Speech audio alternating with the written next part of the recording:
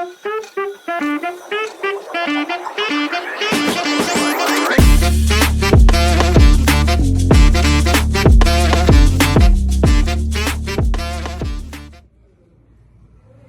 nosotros somos Psicolóbulos y estamos aquí en un nuevo episodio. Tenemos a una gran invitada para nosotros. Ella es Dayana. ¡Bravo! Queremos conocer un poco más sobre ti. ¿Cuál es tu nombre completo? Ok, mi nombre secreto completo es Dayana Beatriz Oliva Bonilla. Ok. ¿Qué edad tienes? 30 años. Muy bien. Ni se notan. Yo sé que no. Yo sé que no. Soy una chavita bien. ¿Estado civil en qué Estados Unidos? Casada, sí, felizmente.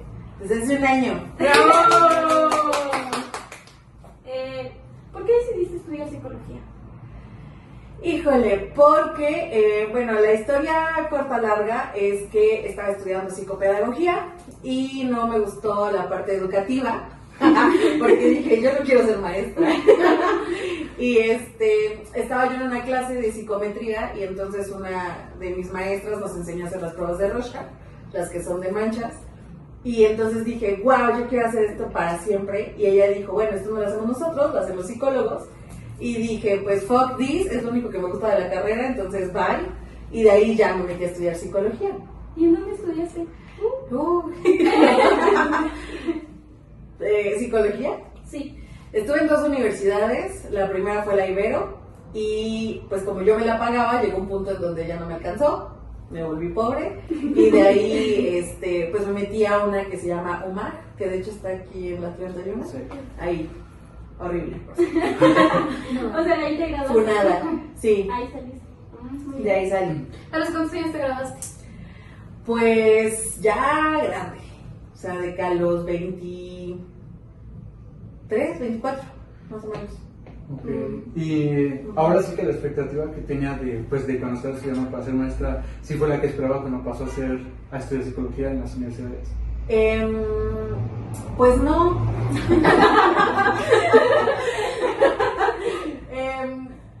Es que a ver, me gusta mucho psicología, pero no me gusta ejercer psicología. No sé si se entiende. ¿Por qué?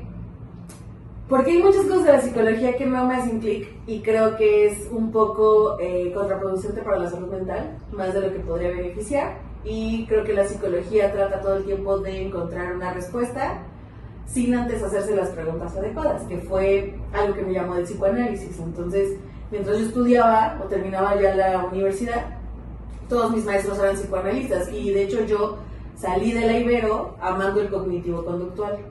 Entonces yo era como fiel seguidora del cognitivo-conductual hasta que todos estos maestros, pues yo siempre he sido como muy rebelde y muy preguntona, no sé, es difícil, pero pues yo los criticaba porque decía, el psicoanálisis, qué asco, ¿no? Entonces yo siempre he sido de las personas que para criticar algo tengo que conocerlo, leer y entonces encontrar los puntos débiles y decir con esto.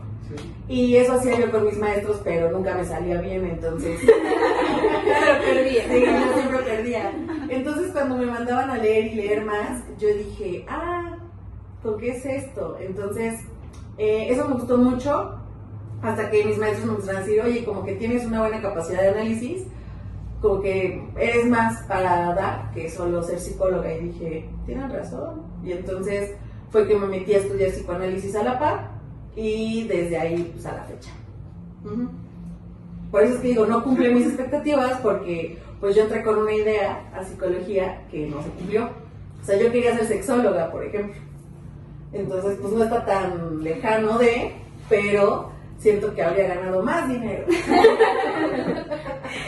Quizás, muy probablemente. Muy probablemente. ¿Y en tu carrera cuál crees que haya sido el mayor desafío que hayas vivido? Yo creo que estar en la universidad. Creo que hay cosas de la universidad que nadie te cuenta. Creo que es muy difícil estar en un mundo universitario y académico tratando de cumplir las expectativas de muchos maestros y además como las propias, ¿no? Entonces, para mí lo más difícil fue haber salido y darme cuenta que no sabía ni un carajo. Y entonces empezar a tener como a mis primeros pacientes o las primeras personas con las que yo me relacionaba ya siendo psicóloga. Pues sí era muy difícil, ¿no? O sea, y cuando me iba a vender, por ejemplo, estuve un tiempo trabajando en psicología social, y cuando yo me iba a vender mis proyectos a los presidentes municipales, pues ya era un moquito, ¿no? O sea, de 23 años, 24, con presidentes municipales y tesoreros municipales, jefes de gobierno, o sea, como muchas cosas de política, que pues yo llegaba muy emocionada a presentar como mis diapositivas y lo que uno va haciendo en la universidad, hasta que me di cuenta que el mundo real es como muy complicado para darle entrada a la psicología.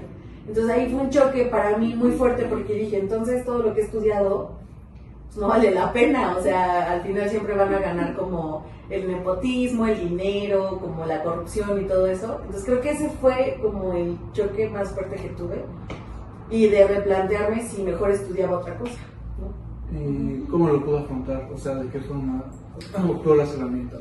Pues yo creo que entendiendo que no todo lo puedo resolver, que no me puedo hacer cargo de aquellas cosas que los gobernantes, que otras personas no se quieren hacer cargo, y que a lo mejor la lucha que yo tengo que hacer de manera social está en el consultorio. Así. A lo mejor no es tan esperanzador, pero... Y entonces el enfoque psicoanalítico te terminó convenciendo y dijiste, sí, Sí. es lo que quiero.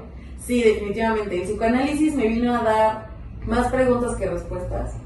Y de hecho fue por una intervención que un psicoanalista, bueno, mi psicoanalista me hizo en su momento, que fue sobre, bueno, rápido, yo pues siempre quería estar peleada con mi padre, y yo decía, sí, es que mi papá me caga, ¿no? Y te odio, y entonces yo creía que todo el tiempo mi papá era el culpable de toda mi desgracia. Y yo era antes católica, poblana, de derecha, chavita bien, De que domingo todo. de que los sábados me iba a evangelizar chavitos. Familia yoyista. Ah, Sí. pues sí estabas en un grupo religioso, ¿no? Sí. O sea, yo era católica, o sea, en serio era pero yo no Tenemos sé imágenes, si es que las encontramos. hay fotos. Hay fotos. Y yo de monjas. Bueno, imagínense. En celibato. Yo me planteé como 2 veces en mi vida ser monja. ¿En serio? Sí. ¿Quieres ser madre? A los ¿Hermana? 15, madre no. Hermana. A los 15 y a los 21. Ujú. O sea, tú eres psicología. Sí. Y justo, o sea, yo siempre he sido como muy, pues, molesta, ¿no? O sea, de que yo no estoy de acuerdo y no creo que eso sea lo correcto y demás. Entonces yo siempre era como el frijolito ahí en la iglesia, ¿no? Así La como oveja de, negra. ahí viene Dayana, ¿no? O sea, sí. En lugar de ser el cordero que quita Sí. los pecados del mundo, eras la Yo oveja era el mismísimo Satanás. Y pues yo estaba ahí desde los 12 años hasta los 24 años, o sea, ya también estando en psicoanálisis yo estaba ahí todavía. Entonces, regresando como a esto de mi papá, mi analista me dijo, es curioso que tú, teniendo problemas con tu padre y queriendo escapar todo el tiempo de él, te fuiste a meter a un lugar en donde a muchas personas les tienes que decir padre. Y además es un padre que no existe, ¿no? Como Dios Padre, y a los sacerdotes también se les dice padres. Y cuando me dijo eso, pues sí dije, hijo de la chingada. Como dije, sí es verdad. Entonces como que a mí eso me hizo más clic que todos los enfoques a los que fui antes a terapia, ¿no? Porque yo, como ya sabía que me quería dedicar a la clínica, pues probé de todo, porque dije, tengo que saber qué se hace. Entonces, cuando fui a un humanista, me puso a golpear un saco de box. Sí nos dijiste de... Sí, qué asco, ¿no? Y entonces me decía, pégale, estás muy enojada, y yo... Eso, o Fue una... la silla vacía, ¿no? Sí, o sea, ay no, qué asco. Y todavía me dijo, vamos a hacer un genograma, qué asco. Bueno, Digo, sí. Bueno, y yo, bueno, ya, ¿no? Pero sin ofender. no, sí, los humanistas. Ya le pones el... Pero sí, o sea, no, horrible. Y un cognitivo me mandaba a hacer tareas, y yo decía como, tú, o sea, ya estoy repleta de tareas, o sea, no me jodas que también para mi espacio tranquilo tengo que hacer más tareas. Entonces como que todas eran así de no, y todos me decían, es que a lo mejor es el psicólogo, hasta que conocí psicoanálisis y dije, no era el psicólogo, era el enfoque, ¿no? Y entonces aquí pues me hacían pensar más, me hacían analizar más, me hacían como, había veces, y es algo que le digo a mis pacientes, o sea, cuando tú vas a análisis ya no te puedes hacer güey con lo que tú escuchas, entonces tienes que hacerte cargo de eso, y va a haber días donde tú sales de aquí y me vas a odiar, y va a haber días en donde vas a querer comerte al mundo y vas a decir, wow, soy súper empoderado. Y va a haber otros días en donde salgas mal. Entonces, a mí me pasó eso y creo que eso fue lo que más me gustó. Arriba el psicoanálisis. Por si no queda claro la enfoque. Arriba el humanismo. Humanismo. Ay, que empiezo a voltear. Y ni me hagan hablar de los sistémicos. No. Cierto, Marine. Siguiente. Producción. Tú nos platicaste, Dai, que estudiaste en 2 universidades. Sí. ¿Cómo puedes decir que es tu experiencia formándote? Bueno, estuve en 3. Estuve primero en La Salle, psicopedagogía, no me gustó, me salí, me fui a la Ibero y de ahí... Oye, ¿cuáles escuelas viene? Estaba comentando el TEC de Monterrey. Pues la última no, De hecho, ay, no, qué vergüenza, eso me da mucho oso, porque yo ya no quería, o sea, cuando salí de la Ibero, sí me pegó mucho, porque creo que las mejores cosas que aprendí, las aprendí en la Ibero. Entonces creo que eso es lo que también trato de transmitir ahora dando clases. Como... Oye, entonces sí das clases.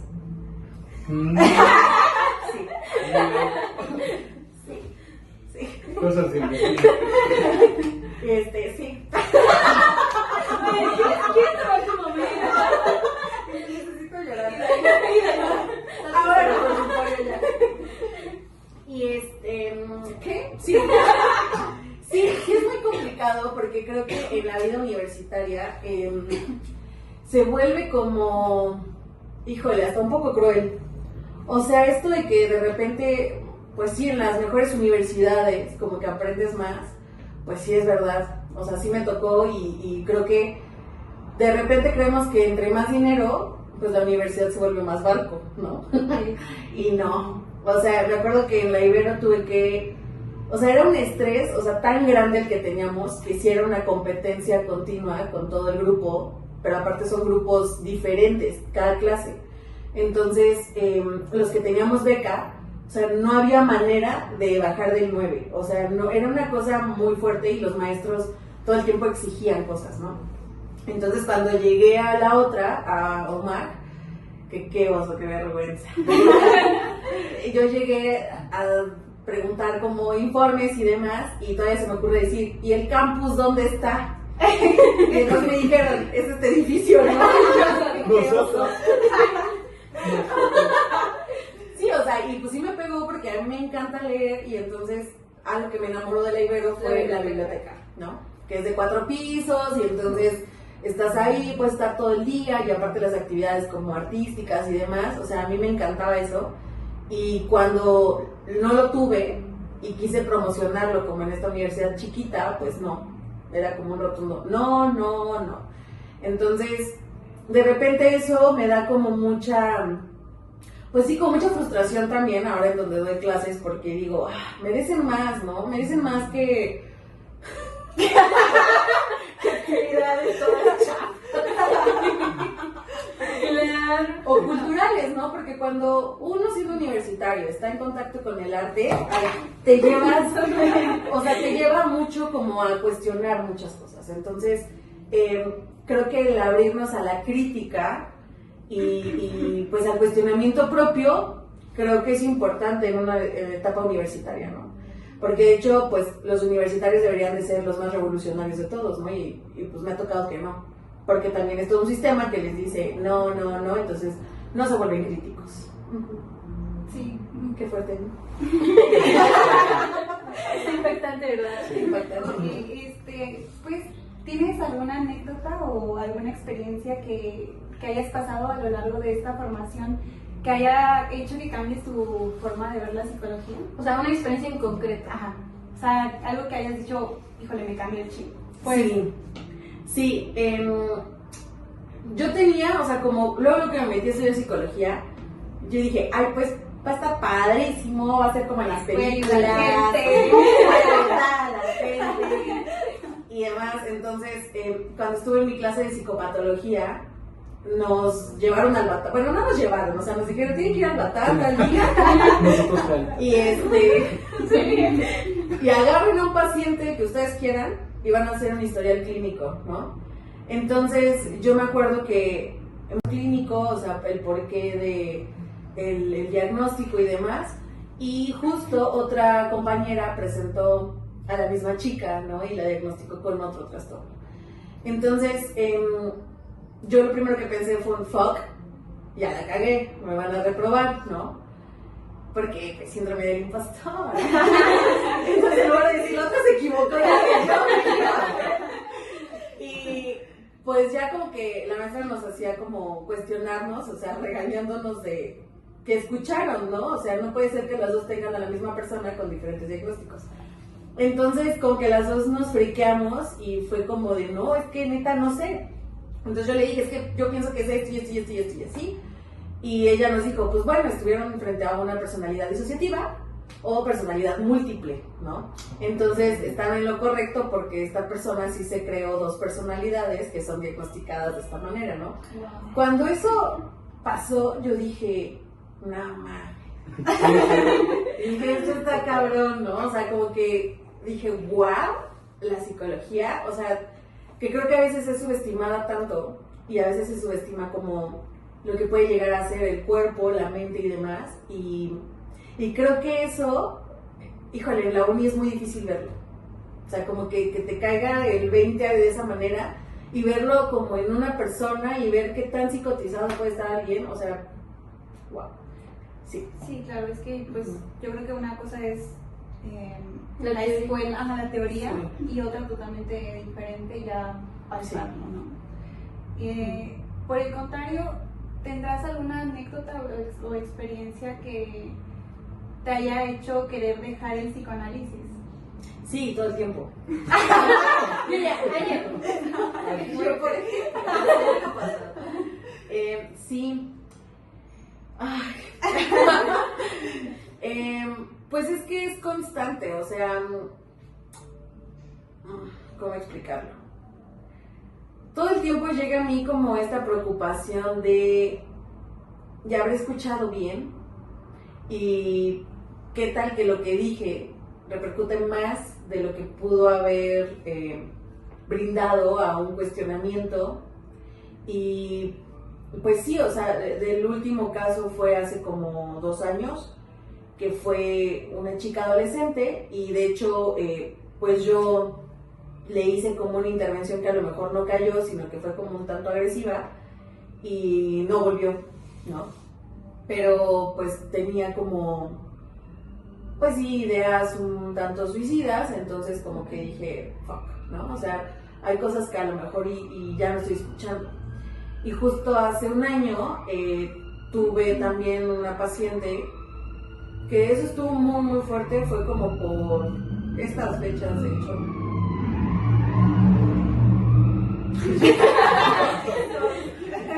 Fue hace un año, justo esta paciente que solamente vino una vez y pues sí, yo escuché como todo el tiempo un discurso un tanto delirante y después me enteré que sí se suicidó, ¿no? Entonces para mí eso fue como, órale, o sea, lo lees, como que te lo cuentan en la teoría, pero ya vivirlo, para mí fue muy fuerte y sí me replanteé incluso, o sea, como el continuar en la carrera, ¿no? O sea, como que dije, bueno, una cosa es ser psicoanalista, pero otra cosa ya es tener una cédula como psicólogo y que sabemos que a partir de lo que pasó con Marilyn Kopp, pues se vuelve como un poco complicado ser psicólogo en Puebla, ¿no? Entonces, ahí fue donde me replanteé mucho, como, ¿y qué tal que no estoy haciendo bien mi chamba y qué tal que no sirvo para esto, ¿no? Okay. Entonces, pues sí, o sea, es algo que me tocó todavía trabajarlo mucho, que a la fecha también como que cada que tengo pacientes nuevos y es como, escucha, porque hay cosas que no quiero que se me vuelvan a escapar así, ¿no? ¿Qué fue? ¿Y lo has trabajado, lo has trabajado o hay algo que te siga motivando? Porque debe haber algo, claro, ¿no? ¿Qué es ese algo? Pues también que la mayoría de mis pacientes sí es como que cuando terminamos sesión me dicen, hoy sí salgo movido. Ay, no, o sea, cuando me mandan mensajitos, como de, hoy me acordé de lo que me dijiste, hoy me acordé de ti. Tenía un paciente que me decía, es que eres como el Pepe Grillo, ¿no? Y entonces cuando quiero hacer cosas malas digo, no, que diría Dai, pero pues en psicoanálisis ya sabemos que eso es, pues, proyección, transferencia y demás cosas, ¿no? Que no somos nosotros, sino que se está proyectando algo más. Entonces, creo que eso es lo que también me va alentando a continuar, ¿no? Además de que he conocido amigos increíbles, no psicoanalistas, sino que me han llevado por el mundo del arte, porque pues también nos consideramos los psicoanalistas como creadores de esa escucha, de ese saber, de ese interrogante. Entonces, de hecho hay un libro de Lee Morales que dice por qué el psicoanálisis es arte, y creo que es increíble, y entonces eso me lleva también a conocer a otras personas que cuando me escuchan en mis escritos o en ponencias o demás, pues sí me van diciendo, oye, no manches, o sea, esto estuvo chido, y ahí digo, entonces sí sirvo para esto, ¿no? Entonces creo que eso es lo que me motiva. Bueno, entonces podrías decirme, si tuvieras que definir el psicoanálisis o tu trabajo en una sola palabra, Híjole, ¿cuál sería? amor. ¿Amor? ¿Por qué amor? Porque todas las demandas que vienen en psicoanálisis son por una mirada de amor. Y de hecho todo el mundo cree que el psicoanálisis es muy duro, o como muy directo, o como que son groseros, ¿no? O agresivos. Y no, de hecho es como la clínica más amorosa que puede haber de toda esta como atención en la clínica. Entonces, pues sí, o sea, a veces cuando un paciente está mal, pues también uno lo siente, ¿no? Y es como de, claro que voy a entender cómo es que estás tú, pero no te lo puedo decir porque eso va a alterar también tu proceso, ¿no? Y también he tenido pacientes que se paran del diván, justo aquí, y me dicen como, ¿te puedo dar un abrazo? O sea, neta necesito un abrazo, ¿te lo puedo dar? Y es como, pues sí, ¿no? O sea, como que siempre se busca como también esa escucha de amor. Entonces creo que eso sería. Entonces, ¿cuál es tu objetivo cuando llega un paciente? Escuchar. Porque no es el mismo objetivo para todos. Claro. Entonces, pues sí es la escucha ante ese discurso y no engancharme con los síntomas, porque pues como soy docente de psicología, de repente trato como de no meter en mis clases tanto psicoanálisis, que es muy difícil, o sea, me cuesta mucho trabajo, y de repente me remito como a muchos trastornos del DSM-5, o sea, como que cosas un poco más genéricas en psicología. Y entonces aquí me ha pasado que de repente digo, es que es una distimia, y digo, no, a ver, ¿qué chingados es eso? ¿No? O sea, aquí no funciona eso, ¿no? Entonces, creo que eso sí. Bueno, me gusta ¿Qué tanta distancia o choque cree que hay entre pues, el psicoanálisis y el DSM-5? Muchísima, infinita. Porque es que en psicoanálisis no nos vamos por el síntoma. O sea, si alguien llega y dice, es que vengo por ansiedad, ok, tu ansiedad aquí no sirve. O sea, necesito saber qué hay detrás de esa ansiedad, necesito saber el por qué dices tú que es ansiedad. O sea, son como más cosas, o sea, sí es escarbarle, pero sí necesitamos en esta escucha como tener un sentido en este estar escarbando, ¿no? Entonces, aquí, por ejemplo, a menos que esté haciendo un dictamen psicológico, o un informe que vaya para un psiquiatra, entonces ya emito un diagnóstico. Pero si no, ni siquiera se lo digo como al paciente. O sea, aquí, por ejemplo, en psicoanálisis, dividimos la estructura en perversos, psicóticos e histéricos. Bueno, neuróticos, ¿no? Entonces, ahí yo tengo que empezar a hilarlo, pero es que también son como muchas fórmulas matemáticas. Entonces, yo, porque soy lacaniana,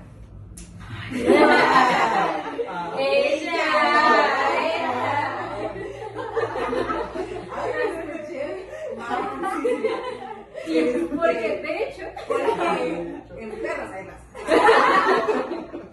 O sea, por ejemplo, yo, por eso es que no me ven mis pacientes. O sea, todo tiene un porqué, ¿no?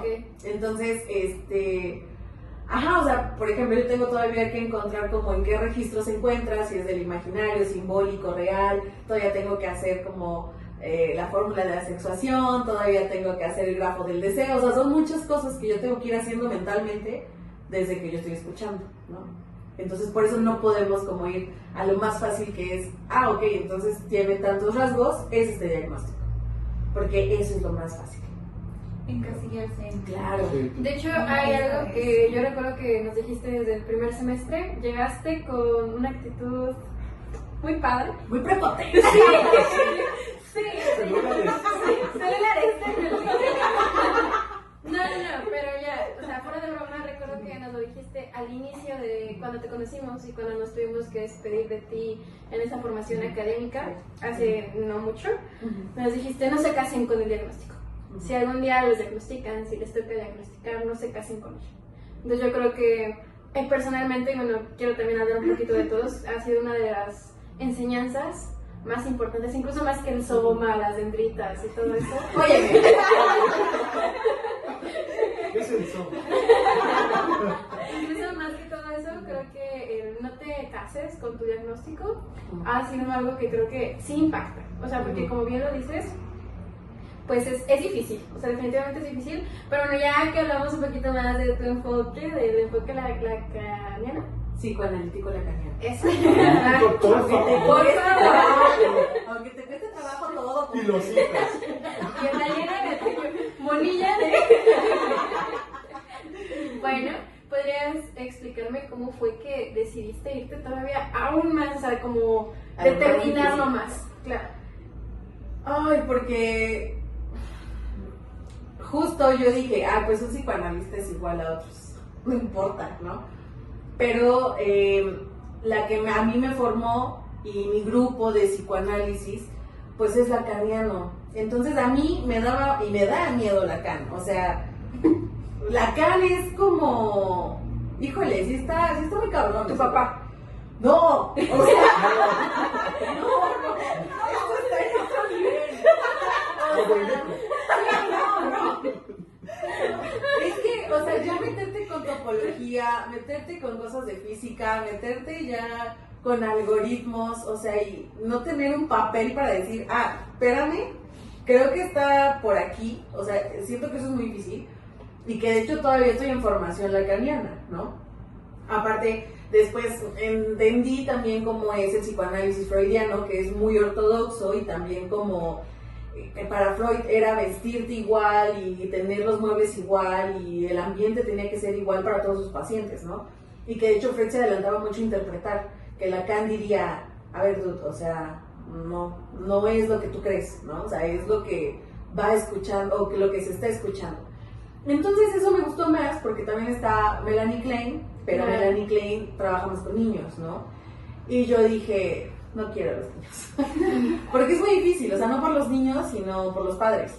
Claro. Entonces, hay un psicoanalista que se llama Carlos Payen, que de hecho en el libro de Niños al Diván explica que, bueno, su escrito se llama El malestar, o sea, separándolo, ¿no?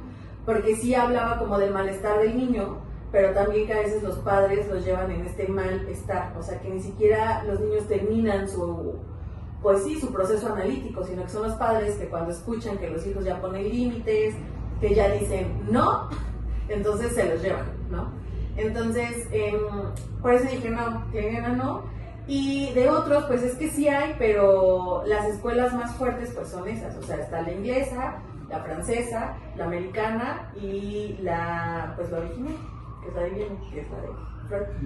Y que de hecho Ana Freud nadie la quiere, por cierto. Ay, perdóname por preocuparme porque todo esté igual. Ya, no. Bueno, y ya que nos has mencionado otra vez. Bueno, y ya que hemos hablado mucho como de esta parte del psicoanálisis y así, ¿crees que hay algo que elija en tu vida o que sea como que muy presente en tu vida? No solamente pues obviamente dando clases o en tu consultorio, sino ya Dayana, fuera de cómo la conocemos. O sea, a partir del psicoanálisis, sí. O sea, que me haya dejado. Sí. A palabras. A palabrar. Sí. O sea, antes, yo sé que es muy difícil porque pues soy muy enojona, ¿no? Y me guardo muchas cosas y por eso me operaron. Y tú también sabes, Marita. Tenías 10 piedras, ¿verdad? Sí. Se supone que eran 7. Teníamos Se 7 nombres. supone, Teníamos 7 nombres. Resulta que eran 10 y otra cosa en mi hígado, pero bueno, eso es otra cosa. Ajá, o sea, creo que la palabra, o sea, es muy difícil cuando, híjole, yo sé que tengo un temperamento muy fuerte, de verdad muy fuerte, yo sé que no se nota, pero trato de estar como cotorreando todo el tiempo porque yo puedo ir de 0 a 100 en un minuto. Entonces, algo que me dijo el psicoanálisis es apalabrar. O sea, si tú estás enojada, tienes que hablar el por qué estás enojada. Si estás triste, tienes que decir el por qué estás triste. O sea, como que todo el tiempo tratar de apalabrarlo y apuntar también, pues allá no hacerme pato con lo que estoy escuchando. O sea, hay cosas que ya voy escuchando en mi día a día que ya no me puedo hacer güey, ¿no? O sea, por ejemplo, no me siento. Bueno, sí, X, no importa. Estaba con mi esposo y no sé por qué estábamos hablando como algo de los hijos y... ¿Quién sabe? Ajá, plática. Ajá, y entonces como que tuve un lapsus en donde le dije como... Es que cuando yo esté embarazada y entonces como que una pausa, ¿no? Así de... Y yo, sí, o sea, pero X, o sea, jugando, ¿no? Y él, no, o sea, porque él también llamó análisis, ¿no? Entonces, él también ya me dijo como, a ver, o sea, ¿qué onda? ¿Si te quieres embarazar o no? Y entonces ahí ya no me puedo hacer pato con eso, o sea, ya no pude hacer como que no lo dije, o que no lo escuché, o que él no lo escuchó, sino que ahora la plática fue un, ok, entonces tengo que como repensar y reanalizar si realmente el no querer ser madre es por no querer estar embarazada o por otra cosa, ¿no? Entonces, o sea, ese tipo de cosas son las que me trae el día a día por análisis. Y bueno, también la fortuna de que él también ya pasó por un proceso psicoanalítico, entonces creo que eso fortalece un poco más como la relación en donde tenemos que estar apalabrando. Es un matrimonio. Es una relación, Es deja de ser una relación. Bueno, Sí. y ahora ya hablando como que de que tu esposo afortunadamente también ya está en este análisis para ti, o sea, creo que es algo virtuoso. ¿Qué dirías tú que se necesitan, qué actitudes o aptitudes se necesitan para ser destacado tanto en el psicoanálisis como en tu propio análisis? ¿Qué actitudes, aptitudes o como qué crees que necesitan las personas para poder estar en? Ay, pues hasta a mí me gustaría saberlo. O sea, creo que es una frustración constante la que tengo de qué necesito para ser la psicoanalista, ¿no? Claro. Y que me han regañado todo el tiempo de, es que no existe el psicoanalista, no existe el psicólogo. O sea, tú tienes que adaptar eso a tu estilo y a lo que tú creas. Pero yo creo que algo que nos puede regir a todos, los que estamos en salud mental, creo que sería la ética o conducirte con la ética necesaria para saber que no estás haciendo cualquier trabajo. O sea, que si es una chamba que necesita tu atención 100%, porque literalmente hay vidas en nuestras manos, ¿no? Entonces, creo que es eso, o sea, como la responsabilidad de no dejar que tu paciente se vaya todo abierto, ¿no? Emocionalmente, y que te llame a las 12 de la noche diciendo que tiene una crisis, ¿no? O sea, entonces creo que es como ese tipo de responsabilidades. O sea, no creo que exista una actitud en general. Creo que es mucho, pero depende de cada quien también. Ok, ¿y cómo han sido esas llamadas? ¿Te han tocado? ¿Te han llamado? Sí, más cuando muere un familiar. Entonces, no sé si me ha pasado algunas veces que cuando recibo ya estas llamadas, pues es que es hacer contención, o sea, no podemos hacer más. Entonces, es contener y dejarlo, o sea, como cerrar, o que esté como un poco más, pues tranquilo, para hablarlo ya en sesión, ¿no? Entonces, cuando son ese tipo de llamadas, yo trato de aperturar sesiones al otro día. Entonces, no dejo pasar de que una semana o así, o sea, no. Porque sé que esas crisis son fuertes, ¿no? O sea, no sé, apenas me pasó con una paciente que se murió su gato, pero fue un gato que tuvo desde la adolescencia, ¿no? Y ahorita tiene 30 años. Entonces, pues unos dirían, pues es un gato, ¿no? Es una mascota, o sea, no tiene como tanta relevancia en tu vida, ¿no? Pero como aquí trabajo con los significantes y trabajo lo que es para cada uno, pues no me importa lo que piensen los demás, ¿no? O sea, me importa lo que piense mi paciente, y si para mi paciente la pérdida de su gato fue una gran pérdida, o sea, obviamente va a haber una crisis, ¿no? Y entonces eso lo atiendo igual y pues sí, fueron llamadas, no les miento, como una llamada de 3 horas y media más o menos. Y al otro día pues ya la vi, ¿no? Entonces son ese tipo de cosas que a lo mejor y de repente en la teoría como que pues se escuchan padre, ¿no? Pero ya también es difícil porque hay que separar muy bien y saber que quien se quiere dedicar a la clínica, a veces tu vida pues puede cambiar, o sea, en cualquier momento, ¿no? O sea, puedes estar en una reunión familiar pasándote lo increíble, y puedes estar súper borracho y tu paciente te va a llamar, ¿no? O sea, ese tipo de cosas pasan. Claro. Entonces, pues eso me ha pasado más una vez. Sí, claro.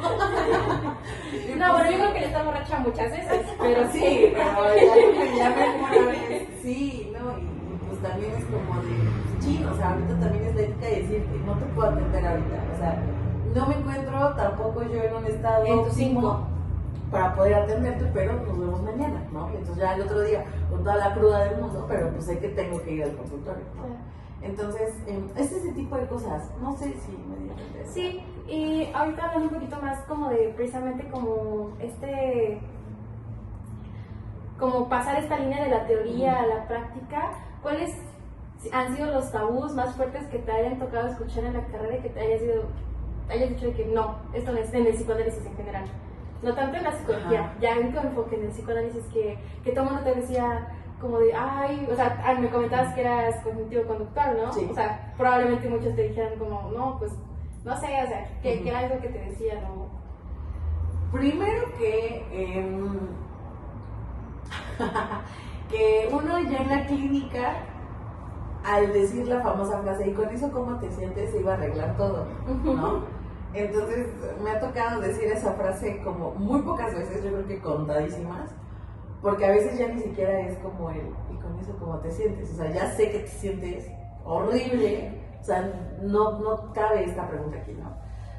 Creo que un tabú también muy fuerte es que el psicoanálisis, híjole, que está obsoleto.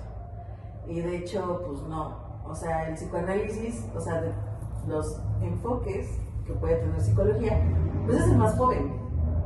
Entonces, en realidad todavía se está como aprendiendo mucho el psicoanálisis, ¿no? Y también esto, o sea, cuando yo empecé a esto de entrarme al psicoanálisis, eran unas peleas infinitas con todo el mundo cuando me decían, es que psicoanálisis, ¿qué? Es que psicoanálisis no es una ciencia, y es que es una pseudociencia, ¿no? Y entonces hay psicólogos que pareciera que están más obsesionados con el psicoanálisis que los propios psicoanalistas, ¿no? Que como caen gordos, que digo.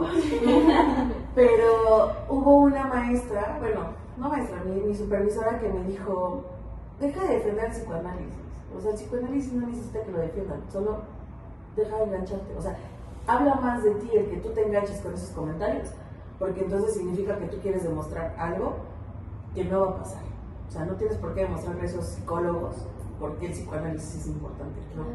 Entonces creo que hay muchos tabús, o sea, respecto a eso, ¿no? O sea, que los psicoanalistas hablamos todo el tiempo de sexo en el consultorio, y no es cierto, ¿no? Que de repente somos como muy, pues muy estrictos o como muy, como el otro día un alumno me dijo, es que son muy crueles el psicoanálisis. Y yo dije, o sea, dude, si hay alguien que te está diciendo, háblale sencilla y dile todo lo que sientes, o sea, a mí me parece eso más cruel, o sea, que solamente remitirte a lo que tú estás sintiendo y pensando, ¿no? Y también lo remito como a mi propia historia en cuanto a estos enfoques a los que fui a terapia, y hubo enfoques que me hicieron hacer cosas horribles y muy crueles, y digo, o sea, nada de esto he encontrado en el psicoanálisis, ¿no? Por eso les decía, es que creo que para definir el psicoanálisis en una sola palabra creo que sería amor, o sea, no hay otra cosa. Y creo que ese es el tabú como más grande, o sea, que también es fácil. O sea, la neta llevo ya, no sé qué tenía, desde el 2017 ahorita, ¿cuántos años son? 8 años. O sea, y hay cosas de psicoanálisis que todavía no sé, ¿no? O sea, que todavía digo, híjole, ¿y esto en qué momento Freud lo dijo, ¿no? O sea, ¿qué hago? Y todo el tiempo estoy aprendiendo y todo el tiempo estoy leyendo, y cuando escucho otros psicólogos que dicen, ay, es que ya le entendí el psicoanálisis, digo, dude, o sea, ni yo lo he entendido, ¿no? Y yo me dedico a esto, entonces creo que es eso, y que también el psicoanálisis repele un poco como a a otros enfoques. Creo que ese también es un tabú como enorme. Yo porque, pues sí odio a todos los enfoques. Pero tú, Dayana. Pero yo, ¿no? Que digo, fui chila el cognitivo, pero también tampoco estoy tan peleada con eso, ¿no? He tenido amigos que les digo, mira, ve al enfoque que quieras, pero ve a terapia, maldita sea. O sea, ya el que tú quieras, pero solo ve. Entonces, creo que son esos, como que las cosas que han sido engañosas en mi vida y que yo creía y ahorita, pues no. Qué fuerte. Ahora, dentro del psicoanálisis hay, a diferencia de otros enfoques cognitivo-conductual, ¿cómo sabes que una terapia ha terminado o que es el momento de terminar? Una sesión, ¿no? Sí, una sesión. ¿Una sesión o Bueno, un pero una proceso? sesión y después el proceso. Ah, ok. Bueno, en una sesión es que depende, porque en psicoanálisis pues están los klenianos, están los freudianos y los lacanianos, ¿no? En los lacanianos solemos terminar cuando hay una intervención que culmina todo lo que habló, ¿no? Y que pareciera que está la respuesta ahí y entonces es como, toma, ¿no?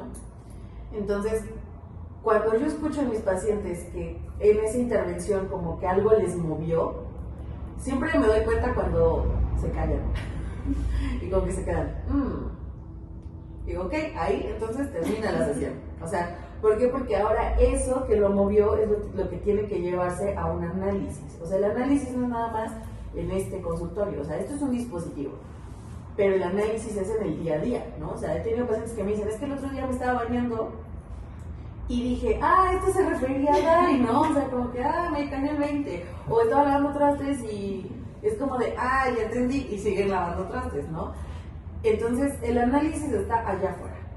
Pero aquí en el consultorio es eso, o sea, cuando se hace una intervención, cuando se escucha algo y entonces se lo regresas, ¿no? Como de, ahora tú hazte cargo de esto. Y en todo un proceso, es difícil que se llegue a una culminación porque en análisis pues es el tiempo lógico y no cronológico, ¿no? O sea, aquí porque le decimos lógico porque los 20 te van a caer en el momento en el que te empiezan a caer los 20, pero también en el momento en el que tú te empiezas a acercar.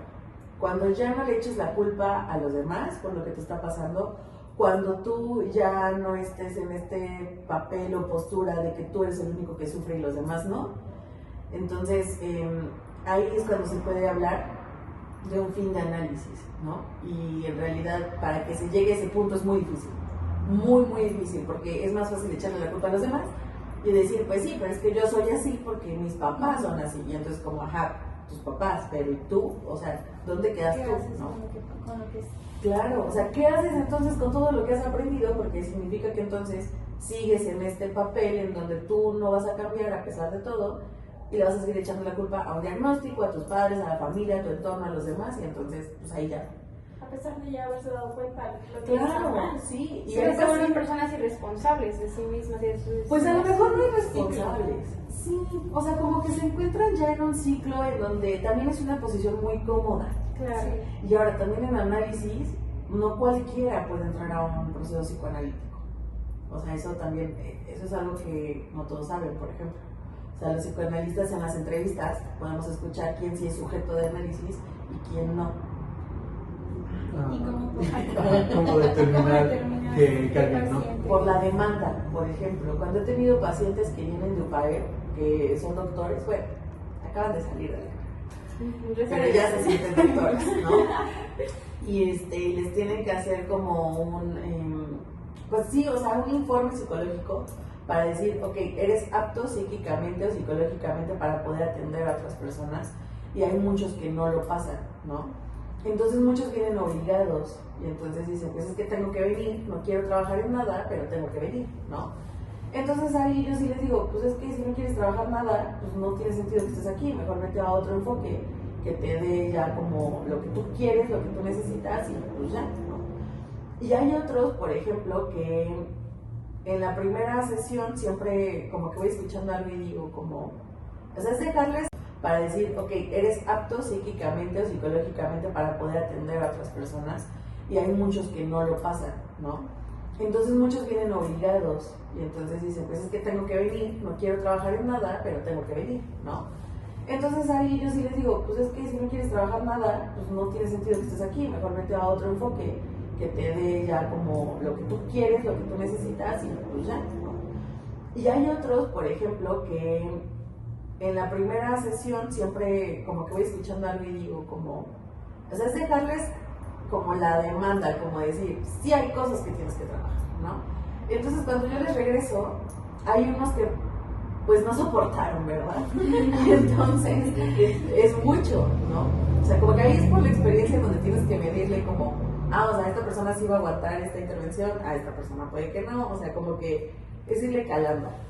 Pero hay personas que pues no, o sea, no se quieren mover, están en una postura en donde pues quiero que me digas qué hago, o vengo aquí porque quiero más respuestas y digo, pues este no es un espacio para ti, ¿no? Entonces ahí, desde la primera sesión yo digo, ¿sabes qué? Como no es tu espacio, tengo que canalizar con alguien. Entonces ya les paso números de otros colegas y demás que sí les puedan ayudar, obviamente que no sea de psicoanálisis, porque pues no van a trabajar. Entonces, pues, ¿para qué los hago perder su tiempo y yo también pierdo mi tiempo, ¿no? Y ahora, ¿qué es una pregunta o suceso extraño que te has sucedido con algún paciente que puedas platicar? ¿Qué puedas platicar? Yo creo que han sido dos cosas muy extrañas que yo dije, esto jamás me va a pasar, quizás. Uno es enfrentarme a un paciente muy perverso, pero es que a veces uno piensa que los perversos son los que llegan y se encueran, ¿no? O que quieren ya como tocarte y cosas así, ¿no? Y no, o sea, este paciente era como muy perversón y siempre llegaba como contándome que había estado 5 minutos antes de su sesión teniendo relaciones sexuales con no sé quién, y entonces un día literal también como que, o sea, ya llegó hasta con el olorcito ese del sexo, o sea, como muy perverso el asunto, ¿no? Queriéndome contar como, no, y es que mira, ¿no? Y entonces como que fue como muchas cosas que dije, órale, o sea, esta es toda una estructura perversa porque está buscando también la mirada, está buscando mis reacciones, está buscando también el qué sientes tú, ¿no? ¿Qué escuchas? Entonces, como pues yo no tengo reacción alguna, o sea, yo le fui preguntando como más cosas, o sea, como de, ok, pues platícame de esto, ¿no? Entonces esta posición no es complicada, ok, a ver, cuéntame, ¿no? Entonces, como que yo empecé a preguntar más, y sí se sacó de onda, y ahí donde él se saca de onda es donde hago una intervención y se suelta a llorar, ¿no? Entonces, ese tipo de cosas que digo, órale, o sea, sí es cierto. Sí es cierto lo de la teoría. Y yo creo que una apenas que fue un paciente también que empezó a tener, pues sí, alucinaciones. Entonces yo dije, nunca me va a volver a tocar un paciente, o sea, psicótico, a menos que no sea en hospital. Pero ya, o sea, como verlo de manera funcional es como, órale, o sea, entonces sí se puede. O sea, les estoy contando que llevo 8 años en esto y me acaba de pasar, ¿no? O sea, por eso es que me encanta psicoanálisis, porque nunca termino como de sorprenderme y digo, entonces sí pasa, ¿no? O sea, como que sí están allá afuera. Y son alucinaciones como muy marcadas, pero que todavía no las escuchan, ¿no? Entonces, eso es lo que se vuelve interesante. O sea, creo que eso ha sido como los dos sucesos más extraños que me han pasado. Qué interesante. Qué miedo. Qué miedo, sí, qué miedo. ¿Y tú te imaginabas como, pues obviamente quizás no, o sea, vivir esto o decir, va a llegar el día en el que yo ya no pueda? ¿O qué hiciste con ellos o cómo fue? Pues es que sí, o sea, no tan pronto, pero pues sí, o sea, yo desde el momento en que escuché dije, dije, no puede ser. Entonces, por lo general en psicoanálisis se mantiene un supervisor de caso. Entonces, es el psicoanalista que te fue formando y entonces de repente es como, hola, oye, tengo un caso, ¿no? Necesito supervisión. Entonces, cuando le empiezo a platicar como del caso, pues ya mi supervisor es como de, pues escucha por aquí, a lo mejor pueden venir por acá y demás, o sea, como que te faltó preguntarle esto, te faltó como tomar en cuenta esto, o sea, como que a veces se necesita como esa retroalimentación de alguien como más experimentado que puedas decir, ok, no. Y aparte ella es experta en psicosis, entonces como que luego la cachó y dijo, sí sabes qué es esto, ¿verdad? Y yo, sí, lo sé. Entonces, por ese lado me siento tranquila, ¿no? Que siento que otros enfoques la tienen más complicada, por ejemplo, o sea, hay enfoques en donde hay personas que salen de la maestría y ya, ¿no? Y entonces esa es su suerte, y a lo que ellos creen, y a lo que ellos interpretan, y a lo que ellos piensan que puede ser la resolución de su caso. Y eso yo digo, híjole, o sea, no sé si te confiaría mi salud mental, o sea, si no tienes como algo más, ¿no? Que te respalde en esta escucha. Eso por un lado, y por otro lado también estoy en ateneos clínicos. ¿Saben qué es un ateneo clínico? Aquí hacemos las preguntas nosotros. ¿Qué es una opinión? Gracias por preguntar. Un ateneo clínico es cuando se reúnen como varios expertos del campus, en este caso de psicoanálisis, que han tenido casos similares, y entonces yo, como por ejemplo, que pertenezco a un grupo, digo, necesito como un ateneo clínico. Entonces los que son más experimentados nos reunimos, yo expongo el caso y entonces cada uno empieza como a darme su punto, no nada más mi supervisora. Esto cuando son casos como muy complicados, ¿no? Como por ejemplo este de las alucinaciones, que sí dije, ¿qué voy a hacer? ¿No? Porque cuando se presenta una alucinación en un paciente, o sea, de que tenemos los días contados para que no se psicotice. Entonces por eso se vuelve como muy importante el abordaje. Entonces, o sea, como que ese tipo de cosas a mí me hacen sentir segura y digo, pues sí, o sea, sí puedo, ¿no? Espera, pausa. Hola, buenos días. Play. Ya falta poquito. ¿Ya falta poco? Sí, yo creo que sí. Ahora, otra pregunta. En cuestiones, por ejemplo, de religión, de cuestiones de género, ya sea de homosexualidad, ¿qué confrontación, hay algún dilema entre el psicoanálisis y estos dos puntos? No, al contrario. Respira. No, es que justo eso es lo que se cree en psicoanálisis, ¿no? Que es como de, es homosexual, tiene un conflicto con sus padres y entonces por algo es homosexual, ¿no? Gente depravada y así. Pues no, o sea, la neta es que no, porque aquí trabajamos con el inconsciente y el inconsciente no tiene género. Entonces, pues es trabajar con el sujeto, no con su orientación, no con su propio género, no con su identidad sexual, o sea, no, porque aquí yo escucho un sujeto. Y ahora que mencionaste el inconsciente, en una actualidad en la que incluso nos han mencionado nosotros que cada vez hay más clasificación, no está muy orientada a la psicología, al cerebro, a la parte biológica, ¿qué papel tiene el inconsciente o cómo se relaciona con el otro? Pues muchísimo, o sea, de hecho, las neurociencias, por ejemplo, están muy relacionadas con el psicoanálisis, ¿no? O sea, es que uno creería que son cosas como muy separadas, pero eso diría alguien que no sabe, ¿no? Y que no ha leído ni de neurociencias ni de psicoanálisis. El inconsciente está literalmente en la superficie del lenguaje. Y entonces sabemos que el lenguaje obviamente es un proceso cognitivo. Y entonces si este proceso cognitivo no está de manera, pues sí, o sea, regulada o no está formado de una manera correcta, pues entonces el inconsciente se va a ver mermado, ¿no? Ahora, algo que se ha estado discutiendo como en muchos coloquios, en muchos congresos que me ha tocado ir de psicoanálisis, es como, ¿qué pasa con las personas que son discapacitadas? O sea, el inconsciente está ahí, solo que no hay manera de poder expresarlo, ¿no? Y entonces hacen falta como un poco más de psicoanalistas que estén en este de lenguaje de señas, o sea, que estén también como inmersos en las discapacidades, porque también se trabaja ahí, ¿no? A menos, o sea, cuando un psicoanalista ya no puede trabajar, cuando una persona está en estado vegetal. O sea, esa es la única manera en la que un psicoanalista ya no puede trabajar, o cuando hay una persona, por ejemplo, con una camisa de fuerza. ¿A qué me refiero? Nosotros nos referimos cuando está medicado de tal manera que merma todos estos procesos cognitivos, ¿no? Que es imposible que pueda recordar, que es imposible que pueda asociar, que es imposible que pueda estar remitiéndose como a todos estos tipos de recuerdos o memoria, ¿no? Entonces, por eso está muy relacionado. Por ejemplo, apenas tengo una paciente que tiene problemas de epilepsia y pues básicamente todo el lóbulo occipital está dañado y entonces tiene problemas para recordar.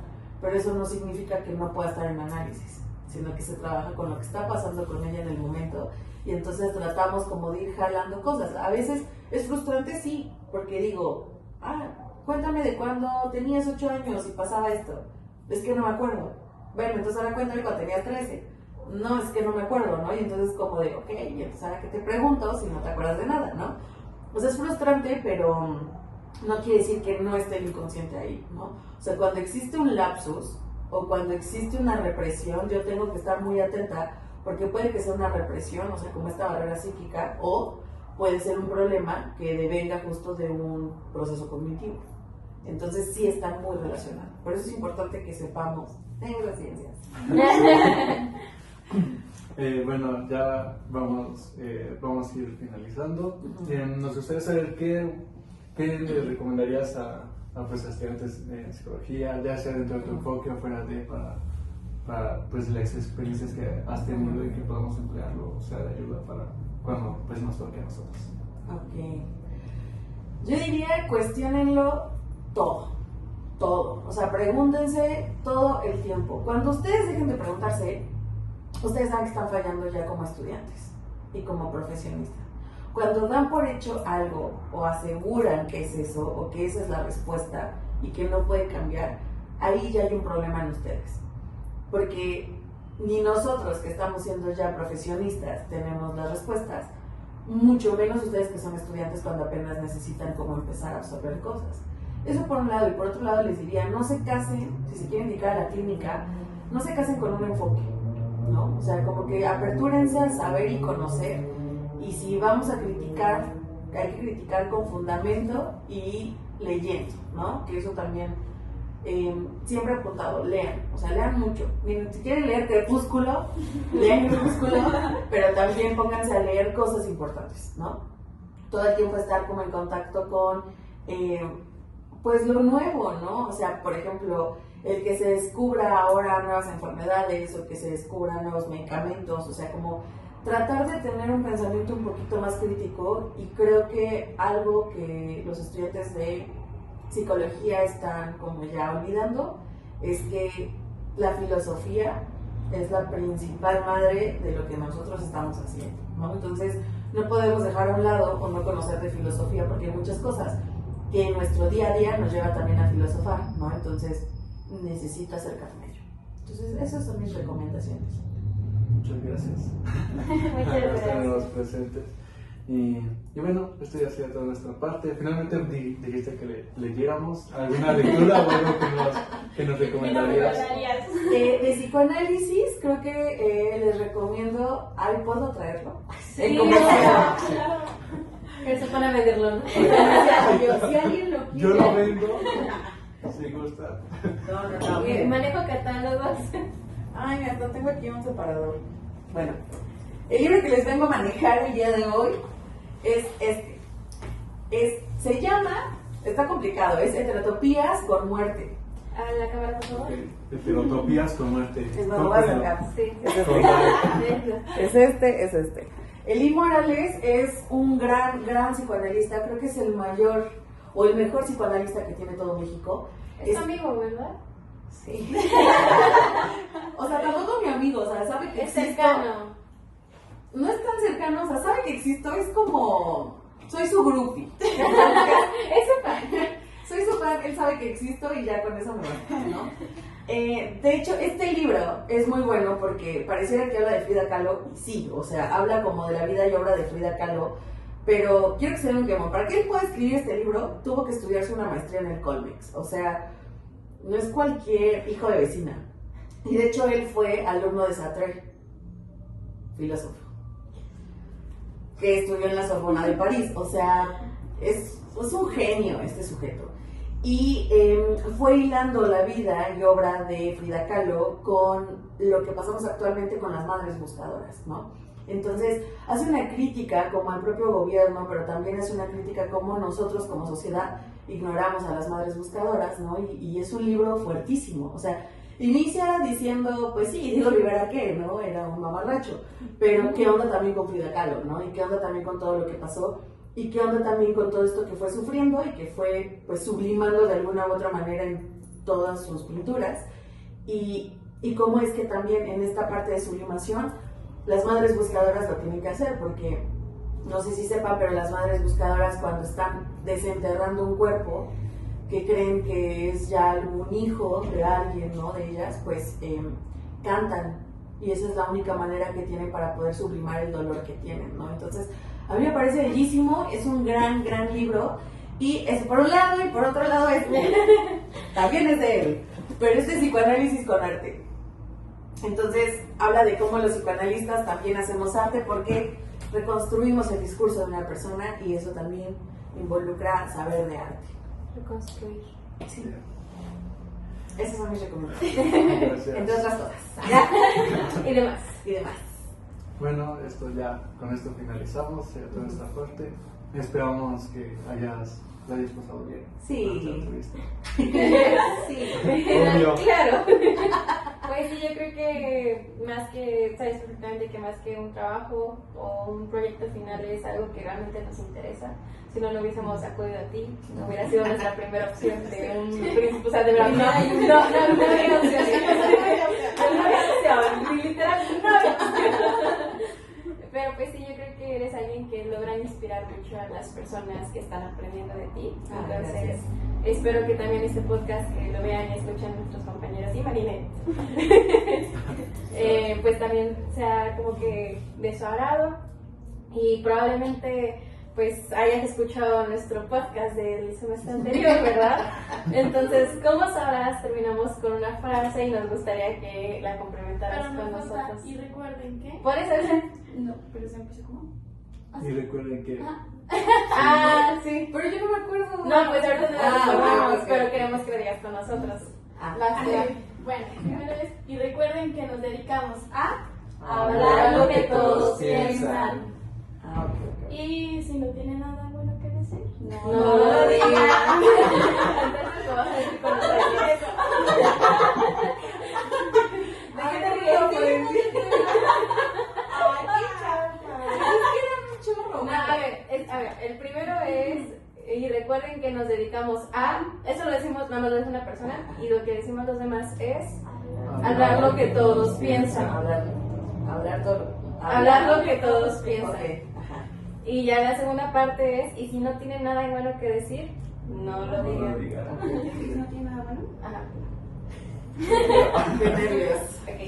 Y recuerden, ya, 1, 2, 3. Y recuerden que si no, ¿qué?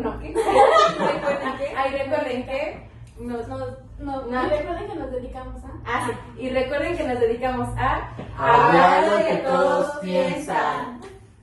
Y recuerden que si no y tienen si no nada. Otra vez. A ver. Es mejor que y no olviden. Y no Ajá, tiene sí. nada Y yo digo, y no recuerden. Va. Y recuerden que nos dedicamos a hablar lo que todos piensan. Y no olviden que Si no tienen nada bueno que decir, no lo digan.